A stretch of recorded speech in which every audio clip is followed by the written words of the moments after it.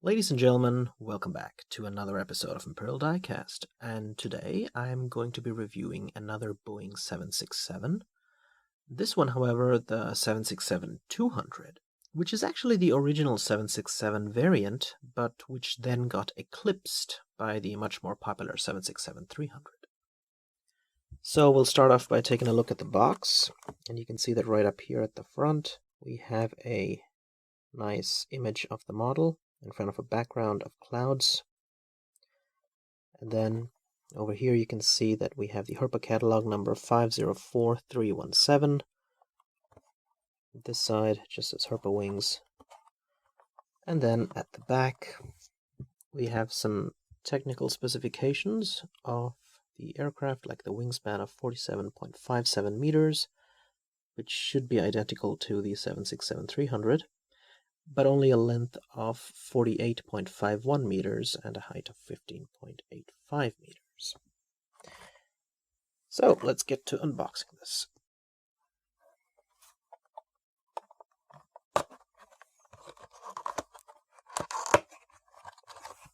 I got this model for €7, which is crazy cheap, but it is an old Herpa, so it will have the clunky landing gear. And here's the plane inside the packaging, which I'll just remove.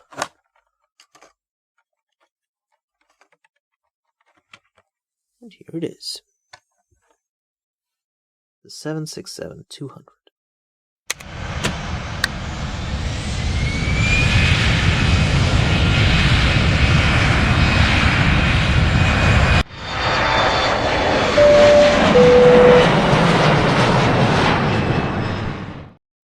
This is, as of right now, the only Boeing 767-200 in my collection. Not the only 767 though, as I have multiple 767-300s, but only this 767-200. The 767-200 was the original model and entered service in 1982. The type was then primarily used by mainline U.S. carriers for domestic routes between major hubs such as LA to Washington. The 767-300 only entered into service 4 years later in 1986, and the extended range, the ER, only after 1989. Today, however, even though the 767 is still in service, almost all of them are 300 ERs, while the 200s are entirely decommissioned from passenger service and instead fly around as freighters. Now, this model bears the old US Airways branding, which the airline adopted in 1997 and lasted until their merger with America West in 2005. And when US Airways was acquired by America West in 2005, it retained its name after the merger and changed its livery to a white one with a dark tail and underbelly. So we'll start the review by taking a look at the L1 door, and you can see that we have the door lever right next to it, and the door itself has a little window. And of course, right up here we have the US Airways titles next to the stylized American flag, which kind of reminds me of a postage stamp. And then the window line and a single emergency exit door. And then the entire livery of the airplane is basically split into like the top section and the bottom section with a red cheat line, and then there's like a white cheat line underneath. And as we move on to the back of the plane, we have a small American flag at the aft section, L2 door, and then here is the vertical stabilizer, which has another American flag on it. One thing that is missing, though, is the vertical stabilizer's silver leading edge, which you can see here on the real plane. The horizontal stabilizers have some level of detail. I mean, you can see that there's like some extra gray paint. And now if we take a look at the wings of this plane, they're actually quite detailed for a 25-year-old Herpa wings model, because you can see that the flaps, the slats, the air brakes, ailerons are all carved very nicely, and we have the additional layer of gray paint to sort of give the wing a little bit of extra detail. And of course, this being an old plane, it doesn't have any winglets. Taking a look at the plane's engines, you can see that they are just as grey as the wings. There's not a whole lot of detail to them because this is an old Herpa, but if you look closely you can see that they have a little bit of fan blade detailing inside and of course these silver leading edges. And in terms of what model they are, I think that they are General Electric CF6s. And taking a look at the front of the plane, you can see that the cockpit doesn't have much detail because the cockpit windows lack the silver frames, they don't have any wipers. And most importantly, this is the old 767 casting.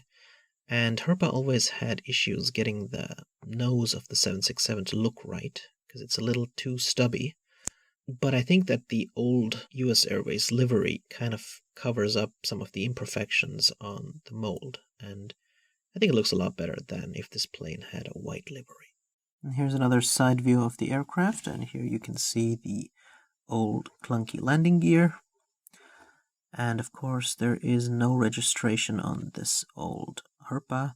And if you look at the tail section, I did paint this part here in black because the horizontal stabilizer is kind of wedged in, and there'd be like an additional silver extension right here, which I painted in black to match with the rest of the livery. And now if we take a look at the underside of the plane, you can see that we have Herpa written here in the middle, a little bit of detail on the underside of the wings as well, and that's about it. I think the best rival of the 767-200 is the A310, which is a shortened Airbus A300 that allowed it to have more range. This A310 is from Libyan Arab Airlines, for which I will do a review in the future. But just putting them side by side to give you an example of the sort of twin-engined wide-body aircraft that started entering the market in the 1980s and began the end of the trijets that throughout the 70s had been the workhorses of medium-range worldwide aviation. Because these twin jets could do the same, with one less engine. And you see the effects of that dominance play out to this day.